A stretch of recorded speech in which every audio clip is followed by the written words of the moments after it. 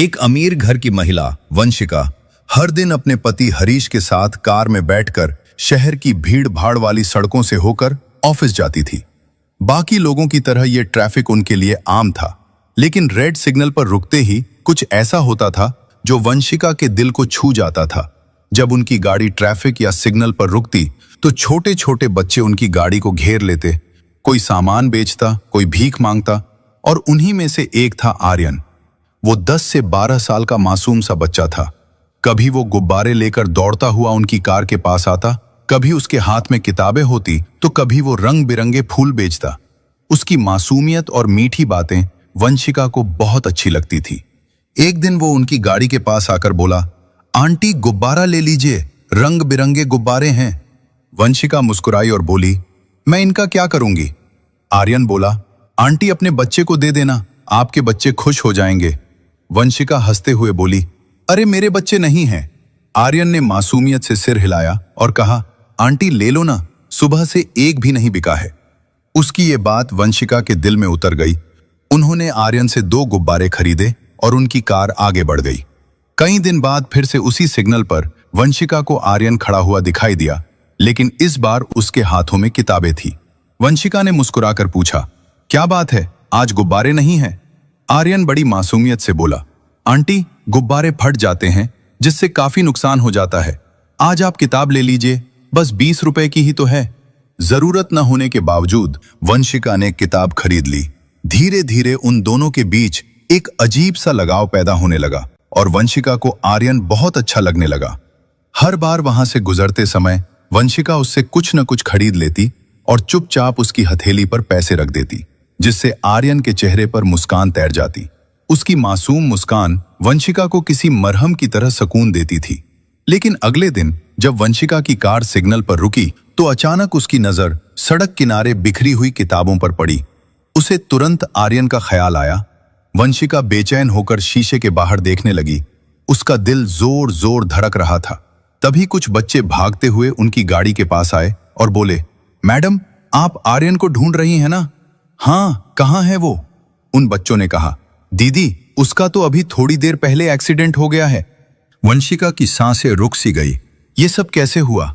उसकी हालत कैसी है? बच्चा बोला, दीदी एक कार वाला उसे टक्कर मारकर भाग गया। उसका सिर फट गया था। लोग उसे अस्पताल लेकर गए थे, लेकिन हमने लोगों को बातें करते हुए सुना है कि उसका बचना बहुत मुश्किल है। वंशिका के हाथ कांपने लगे। न जाने क्यों उसकी आंखों से आंसू बहने लगे। वंशिका के दिल में एक अजीब सी टीस उठी, लेकिन उसे जरा भी अंदाजा नहीं था कि ये दर्द सिर्फ एक बच्चे का नहीं, बल्कि ये हादसा उनकी जिंदगी की सबसे बड़ी सच्चाई सामने लेकर आने वाला था। एक ऐसा खुलासा जिसे सुनकर वंशिका के बरसों पुराने घाव फिर से ताजा हो जाएंगे, क्योंकि वो मासूम बच्चा आर्यन कोई और नहीं बल्कि उन्हीं का खोया हुआ बेटा था, जिसे पैदा होते ही एक मजबूरी ने उनसे छीन लिया था। वंशिका ने जैसे ही ये सुना कि आर्यन का बचना मुश्किल है, वो घबराई हुई आवाज में बोली, क्या तुम लोग मुझे उसके घर लेकर जा सकते हो? बच्चे तुरंत बोले, हाँ आंटी, वो तो हमारे घर के बिल्कुल पास में ही रहता है। वंशिका ने हरीश की ओर देखा। उसकी आंखों में बेचैनी साफ झलक रही थी। वंशिका ने कहा, हरीश मुझे यहीं उतार दो, मुझे कुछ भी अच्छा नहीं लग रहा है, मुझे उसे देखने जाना ही होगा। हरीश ने गहरी सांस ली और बोला, ठीक है तुम चली जाओ, मुझे तो दुकान खोलनी है, लेकिन जो भी हो मुझे तुरंत फोन करना। हरीश ने उसे वहीं उतार दिया। वंशिका ने एक छोटे बच्चे को साथ लिया। वो ऑटो में बैठी और घबराए दिल के साथ उस गली की तरफ निकल पड़ी जहां आर्यन रहता था। थोड़ी दूर आगे चलकर बच्चे ने ऑटो रुकवाया, लेकिन जैसे ही वंशिका नीचे उतरी तो अचानक उसकी नजर एक बुजुर्ग महिला पर पड़ी। उसे देखते ही वंशिका सन्न रह गई। ये तो वही औरत है। वो उस महिला को बहुत अच्छी तरह जानती थी। बुजुर्ग महिला भी वंशिका को देखते ही ठिठक गई और अगले ही पल फूट फूट कर रोने लगी। वो कांपती आवाज में बोली, मैं तेरे बेटे को बचा नहीं पाई। वंशिका के पैरों तले जमीन खिसक गई। क्या वो मेरा बेटा आर्यन था? बुजुर्ग महिला ने आंसू पोंछते हुए कहा, हाँ वही तेरा आर्यन था। बस इतना सुनना था। वंशिका ने दहाड़े मारकर रोना शुरू कर दिया। मैं कितनी अभागन हूं, बरसों बाद मेरा बच्चा मेरे सामने खड़ा था और मैं उसे पहचान भी न सकी। वंशिका रोते रोते बोली, वो कहाँ है? अब कैसी हालत है उसकी? मुझे उसे देखना है। गली में वंशिका के रोने की आवाज सुनकर मोहल्ले की औरतें भी इकट्ठी होने लगी। एक ने पूछा, ये कौन है? ये इतनी बेचैन क्यों है? आर्यन की दादी ने आंसू पोंछते हुए कहा, अरे यही तो उसकी असली माँ है। ये सुनते ही गली में सन्नाटा छा गया। किसी को भी यकीन नहीं हो रहा था कि इतनी अमीर औरत का बच्चा इस हालत में कैसे जी रहा था। वंशिका रो रो कर पुकार रही थी, आर्यन, मेरा बच्चा आर्यन। उसकी दर्द भरी पुकार से पूरा मोहल्ला गूंज रहा था। आर्यन और वंशिका की इस सच्चाई को समझने के लिए हमें समय में थोड़ा पीछे जाना पड़ेगा।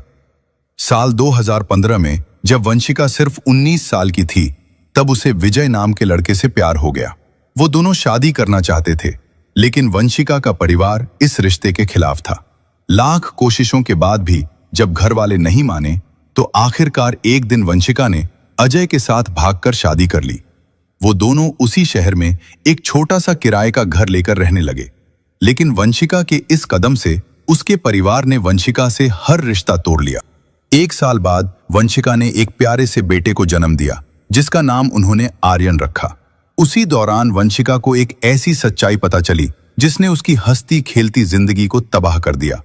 किसी ने उसे बताया कि उसका पति अजय एक खतरनाक गैंग से जुड़ा हुआ है। वो पैसों के लिए लोगों को मारने से भी पीछे नहीं हटता था। वंशिका ने उसे बहुत समझाया कि ये रास्ता ठीक नहीं है। जिन लोगों के लिए तुम ये सब करते हो, देखना एक दिन यही लोग तुम्हें भी मरवा देंगे और हमारी जिंदगी तबाह हो जाएगी। वंशिका के समझाने के बाद भी अजय नहीं बदला, और फिर वही हुआ जिससे वंशिका हमेशा डरती थी। एक दिन अजय के दुश्मनों ने उसकी जान ले ली। अजय की मौत के बाद वंशिका टूट गई। अब उसके पास ना तो घर था, ना कोई सहारा। वो मायके भी नहीं जा सकती थी। अगर उसके पास कुछ था तो उसका बेटा आर्यन था। अब वंशिका के जीने का आर्यन ही एक सहारा था। लेकिन उसी दौरान वंशिका के माता पिता को भी अजय की मौत की खबर मिल गई थी। वो लोग वंशिका के पास आए और बोले, बेटी, जो हुआ सो हुआ, लेकिन तू अभी जवान है, हम तेरी दूसरी शादी करा देंगे, पर उसके लिए एक शर्त है, तुझे इस बच्चे को भूलना होगा। ये बात सुनकर वंशिका सन्न रह गई। वो हकलाते हुए बोली, मैं अपने बच्चे को कैसे छोड़ दूं? उसके घर वालों ने उसे समझाया कि अगर ये बच्चा तेरे साथ रहेगा तो फिर कौन तुझसे शादी करेगा। इसी दौरान अजय के माता पिता भी वहां पहुंच गए। उन्होंने भी वंशिका को समझाया कि बेटी, तू दूसरी शादी कर ले, आर्यन को तो हम पाल लेंगे, ये हमारा भी तो बच्चा है।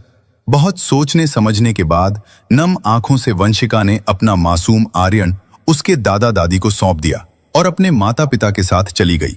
वंशिका के माता पिता ने अपनी बेटी के अतीत को भुलाने के लिए हरीश नाम के लड़के से उसका रिश्ता तय कर दिया। लड़का अच्छा और संस्कारी था, इसलिए कुछ मुलाकातों और बातचीत के बाद परिवार वालों ने हरीश और वंशिका का रिश्ता तय कर दिया। लेकिन इस रिश्ते की नींव एक बहुत बड़ी सच्चाई को छिपा कर रखी गई थी। हरीश से वंशिका का अतीत छिपाया गया। उसे बताया गया था कि वंशिका अविवाहित है। कुछ दिनों बाद उन दोनों की धूमधाम से शादी हो गई। शादी के बाद वंशिका मुंबई आ गई। हरीश मुंबई में ही रहता था। वंशिका की सुंदरता और उसकी शालीनता से वो इतना प्रभावित हुआ था कि शादी के बाद वो हर किसी से यही कहता था, मैंने दुनिया की सबसे अच्छी लड़की से शादी की है। हरीश की हिल रोड मार्केट में मोबाइल की बड़ी दुकान थी, जिसे चलाने के लिए कर्मचारी रखे हुए थे। उसका काम इतना अच्छा चलता था कि घर में कभी पैसों की कमी महसूस नहीं होती थी। धीरे धीरे वंशिका भी दुकान पर उसका हाथ बटाने लगी। वो दोनों साथ में काम करते, एक साथ बैठकर चाय पीते। वंशिका हरीश के साथ हंसी खुशी जिंदगी गुजार रही थी। लेकिन किस्मत का खेल देखिए, जब वंशिका की दुनिया संभल ही रही थी, तभी अचानक उसके छोड़े हुए बच्चे आर्यन की जिंदगी में फिर से तूफान आ गया। उन दिनों आर्यन के दादा का अचानक देहांत हो गया। उनके जाते ही घर के हालात खराब होने लगे। आर्यन की चाची रोज झगड़ा करने लगी और ताने मारने लगी कि इस बच्चे की माँ तो इसे छोड़कर भाग गई है, अब हम ही क्यों पालें? इसे अनाथ आश्रम दे दो, कुछ तो बोझ कम होगा।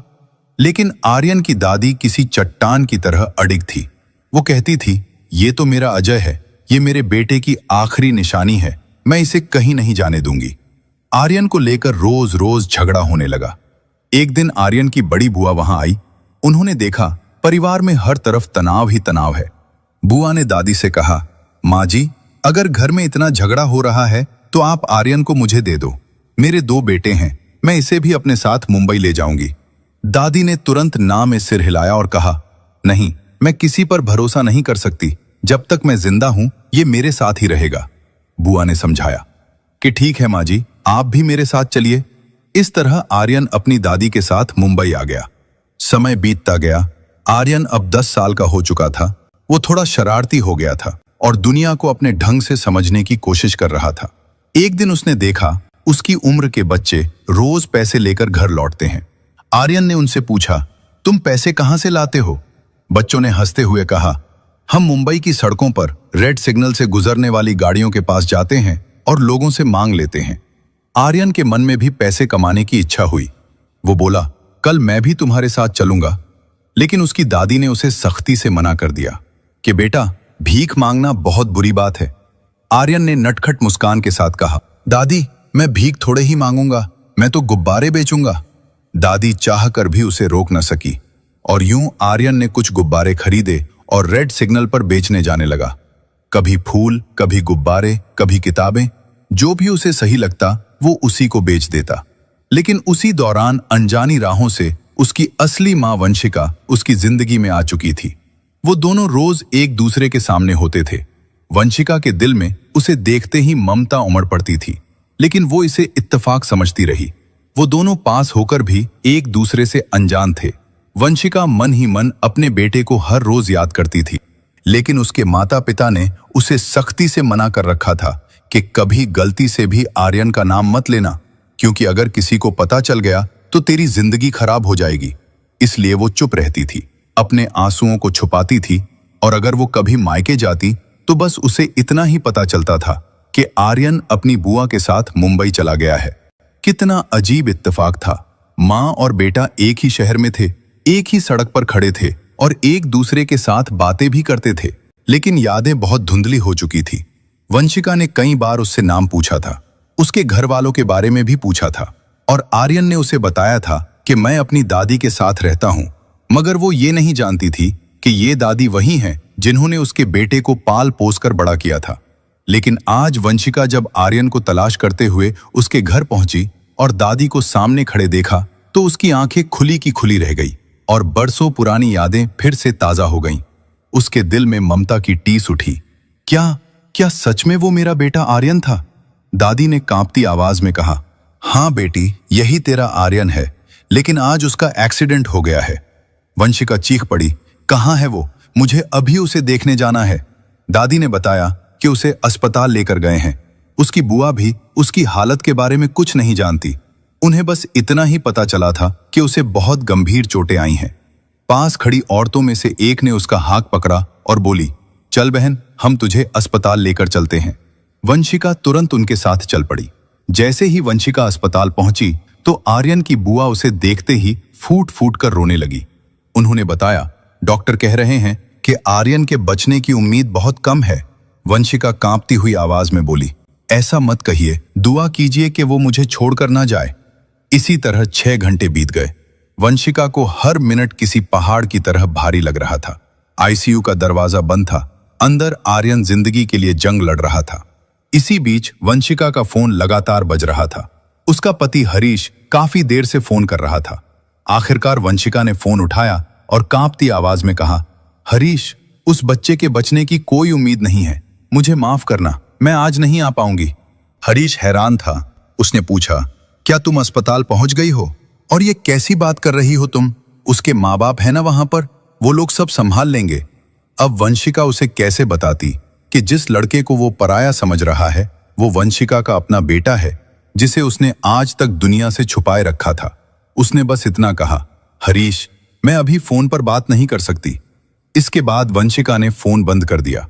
कुछ देर बाद एक डॉक्टर बाहर आया। उसके चेहरे से थकान और चिंता झलक रही थी। वंशिका ने डॉक्टर से पूछा, डॉक्टर साहब, मेरा बेटा कैसा है अब? डॉक्टर ने कहा, अगर मरीज को 72 घंटे में होश आ गया तो वो धीरे धीरे ठीक हो सकता है, वरना कुछ कहना मुश्किल है। वो 3 दिन वंशिका के लिए 3 साल के बराबर थे। और फिर तीसरे दिन शाम को डॉक्टर ने मुस्कुराते हुए कहा, लड़के को होश आ गया है, अब आप लोग मिल सकते हैं। ये खबर सुनते ही वो सब एक दूसरे को गले लगाकर रो पड़े। वंशिका दौड़ती हुई अंदर गई। आर्यन की आंखें आधी खुली थीं। वो धीमी आवाज में बोला, आंटी, आप आ गईं? वंशिका ने उसे प्यार भरी नजरों से देखा। वो उसके सिर पर हाथ फेरते हुए बोली, बेटा, मैं आंटी नहीं हूं, मैं तुम्हारी मां हूं। उसने आर्यन को सीने से लगा लिया और बरसों का दर्द, इंतजार और प्यार सब आंसुओं में बह गया। डॉक्टर ने वंशिका को समझाया कि बच्चे के साथ ज्यादा बात न करे, इसे अभी आराम करने दो। पिछले 3 दिनों से वंशिका ने हरीश को फोन नहीं किया था, उसका मोबाइल भी बंद था। उधर हरीश वंशिका की चिंता में परेशान था। आखिर वो भी आर्यन के घर पहुंच गया और वहां हरीश को वंशिका की असल सच्चाई का पता चल गया। वो तुरंत अस्पताल पहुंचा। उसने गुस्से से बोला, तुम लोगों ने मेरे साथ धोखा किया है, आज से हमारा रिश्ता यहीं पर खत्म होता है। वंशिका चुपचाप सब सुनती रही। भला उसके पास अब बचा ही क्या था सिवाय आर्यन के। और अब वंशिका आर्यन को दोबारा नहीं खोना चाहती थी। 1 हफ्ते बाद आर्यन घर आ गया। वंशिका उसकी देखभाल करती रही। जब उसने हरीश को फोन किया तो उसने फोन ही नहीं उठाया। लेकिन 10 दिन बाद अचानक हरीश अपने घर वालों के साथ आर्यन के घर पहुंचा। वंशिका उन्हें देखकर रो पड़ी। उसकी सास ने उसे गले लगाया और बोली, बेटी मत रो, चलो घर चलते हैं। ये सुनते ही वंशिका घबराकर पीछे हट गई। मैं अपने बेटे को छोड़कर कहीं नहीं जाऊंगी। सास मुस्कुराई, किसने कहा है तुम उसे छोड़कर जाओ, बल्कि तुम्हारा बेटा, उसकी दादी, हम सब साथ चलेंगे। हरीश बहुत देर बाद आगे आकर बोला, चलो वंशिका, मैं भी तुम्हारे बिना नहीं रह सकता। और इस तरह जो परिवार टूट चुका था वो फिर से एक हो गया। उस वक्त वंशिका 2 महीने की गर्भवती थी।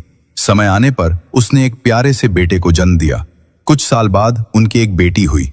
अब वंशिका, आर्यन और उसके छोटे भाई बहन सब एक साथ एक खुशहाल जिंदगी गुजार रहे हैं। ये कहानी हमें सिखाती है कि जिंदगी में चाहे कितना भी प्यार क्यों न मिले, माँ बाप से बढ़कर कोई सहारा नहीं होता। माँ की ममता और बाप की मेहनत के बिना किसी भी रिश्ते का अस्तित्व अधूरा रहता है। इसलिए ऐसा कदम मत उठाओ जो तुम्हारे सुख के बदले तुम्हारे माता पिता की आंखों में जिंदगी भर के लिए आंसू लिख दे। दोस्तों, अगर कहानी पसंद आई हो तो इसे लाइक और शेयर करें। ऐसी ही दिलचस्प कहानियों के लिए हमारे चैनल को सब्सक्राइब जरूर करें। यह कहानी पूरी तरह काल्पनिक है। ये सिर्फ और सिर्फ मनोरंजन और सीख के उद्देश्य से बनाई गई है। किसी भी असल घटना या व्यक्ति से इसका कोई संबंध नहीं है।